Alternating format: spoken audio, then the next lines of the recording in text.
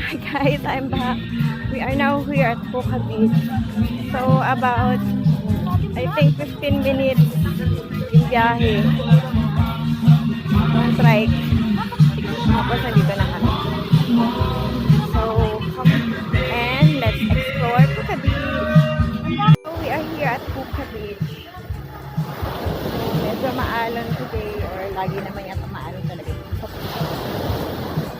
Yun. Ilang lalim po yung tubig dito. So, kung may kasama kayong kids, for sure na mapapasalihan niyo sila. Ayun. Stephen! Napakakulit. Gusto man lumangoy. We're going there sa kabilang side. And let's see anong meron ko. So, the last time na nagpunta ako dito, sandali lang yun kasi island hopping lang siya. So, sandali lang. Stephen! It's so malalim na. Malalim yan. Come here. Don't go near that. Come here! Makulit siya. May isang batang makulit. Nagsusundin-sunod na talagang lumangoy. I'm gonna walk there. So, yung buhangin dito is not as pino as in the white beach. So, talagang ganun. Hindi siya masyadong pino.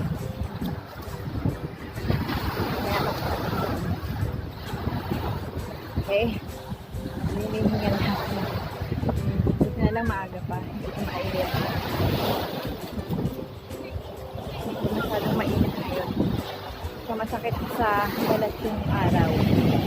So, I recommend kung pumunta kayo dito early in the morning. So, after breakfast namin, wala sa yung mga gamit sa room.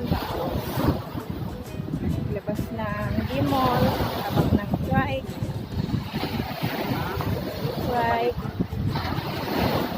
Punta dito for 25 pesos each. So, sabi ni Kuya, pag pabalik daw, mostly a charter mangyayari. So, bigirahin ng mga nag.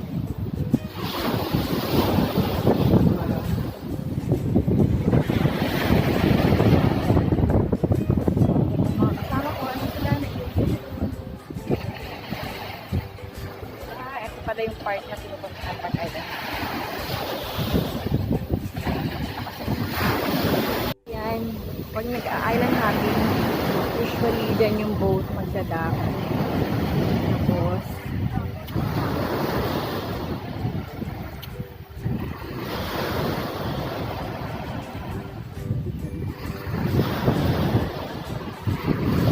wala na yung ano, mga shell.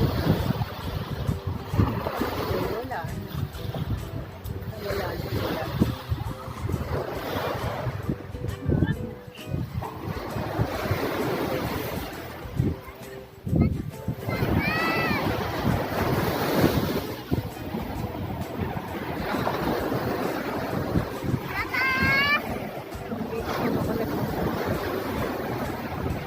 Okay, let's swim tayo.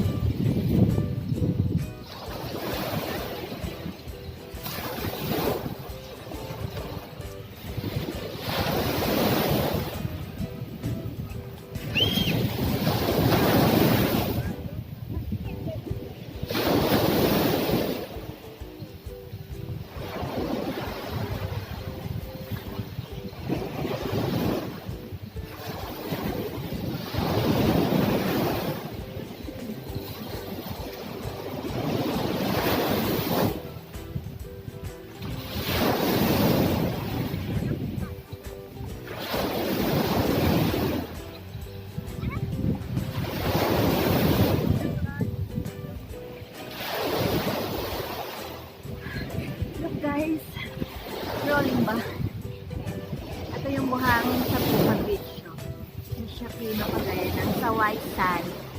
Sa white beach, yung sa station 1, 2, 3 beach. Hindi siya Pino. Eto. Come on, let's select another one. Kaya tinawag doon na Puka. Kasi marami siyang marami siyang dito.